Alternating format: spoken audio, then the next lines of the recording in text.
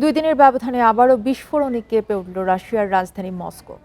বুধবার ভোরে মস্কোর দক্ষিণাঞ্চলের ইয়েলেৎস্কায়া সড়কে এই বিস্ফোরণ হয়। এতে দুই পুলিশ সদস্য সহ ৩ জন নিহত হয়েছে বলে জানিয়েছে রুশ সংবাদ মাধ্যম আরটি। ধারণা করা হচ্ছে তৃতীয় ব্যক্তি সন্দেহভাজন হামলাকারী। হামলার পরপরই ঘটনাস্থল পরিদর্শন করেন তদন্তকারীরা। এছাড়াও বিস্ফোরক পরীক্ষা সহ বিশ্লেষণ চালাচ্ছেন ফরেনসিক দল। এর আগে সোমবার একটি বিস্ফোরক ডিভাইস দিয়ে হামলা চালিয়ে লেফটেন্যান্ট জেনারেল পানিল সারবারোভকে হত্যা করা হয়। ২০২২ সালের ফেব্রুয়ারিতে ইউক্রেনে বিশেষ অভিযান শুরুর পর থেকে রাশিয়ার ভেতরে এবং ইউক্রেনের দখলকৃত এলাকায় রুশ সামরিক কর্মকর্তা এবং ক্রেমলিনপন্থী ব্যক্তিদের লক্ষ্য করে হামলা বেড়েছে। এর জন্য ইউক্রেনকে দায়ী করছে রাশিয়া, যদিও সোমবারের হামলার বিষয়ে কোনো মন্তব্য করেনি কিয়েভ।